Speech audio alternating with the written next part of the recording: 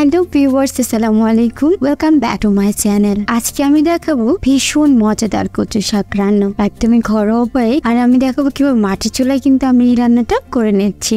এটা কিন্তু খেতে ভীষণ মজাদার, আর যদি এটা হয় ইলিশ মাছের তাহলে আরো বেশি ভালো লাগে। তো এর জন্য আমি প্রথমেই কিছু কচু শাকের ডাঁটা নিয়ে নিয়েছি, যেগুলো একদমই কচি ছিল। এগুলো যদি বেশি বড় হয়ে যায় তাহলে কিন্তু খেতে ভালো লাগে না। এরপর এগুলোকে ছোট ছোট করে কেটে নিয়েছি। এরপর আমি এগুলোকে পানি দিয়ে ধুয়ে নিচ্ছি।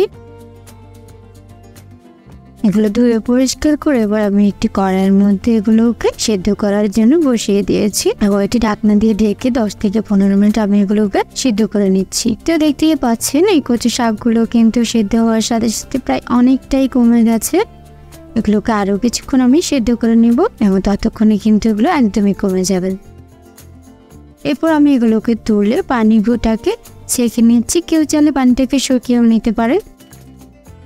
এরপর আমি এখানে ইলিশ মাছের মাথা নিয়ে নিয়েছি। এই মাথাটা দিয়ে কিন্তু আমি এই শাকটা রান্না করে নেব। এর জন্য আমি চুলায় একটি কড়াই বসিয়ে তাতে কিছুটা সয়াবিন তেল দিয়ে দিচ্ছি। এবার তেলটাকে আমি গরম করে এর মধ্যে দুটো পেঁয়াজ কুচি দিয়ে দিচ্ছি। এবার পেঁয়াজটা দিয়ে সাথে দিয়ে দিচ্ছি একটু রসুন কুচি। এবার আমি সবগুলোকে খুব ভালোভাবে ব্রাউন কালার করে ভেজে নিচ্ছি।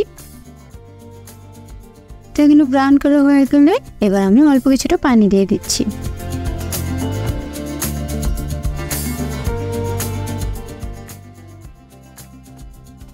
সাথে দিয়ে দিচ্ছি 1 চামচ হলুদের গুঁড়ো, দিয়ে দেবো 1 চামচ মরিচের গুঁড়ো, ঝালটা আপনারা আপনাদের স্বাদ মতো নিয়ে নেবেন। এবার আমি স্বাদ মতো লবণ দিয়ে এটাকে নেড়ে চেড়ে ভালোভাবে মশলাটাকে কষিয়ে নিচ্ছি। এবার দিয়ে দিচ্ছি ইলিশ মাছটাকে এবং আবারও এগুলোকে খুব ভালোভাবে নেড়ে চেড়ে আমি কষিয়ে নিচ্ছি। কিছুক্ষণ কষানো হয়ে গেলে এবার আমি মাছটাকে ভেঙে সবগুলো মশলার সাথে মিশিয়ে নেব।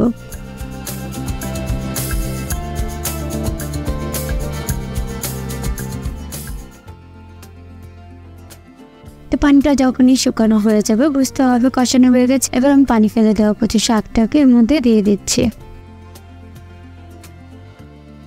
আমি সবগুলোকে নেড়ে চেড়ে খুব ভালোভাবে মাছটার সাথে মিশিয়ে নিচ্ছি।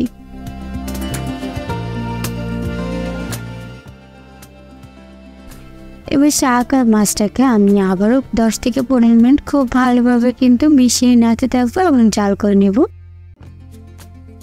অল্প কিছুক্ষণের মধ্যে কিন্তু দেখবে পানিটা এত বেশি শুকিয়ে রান্না হয়ে যাবে।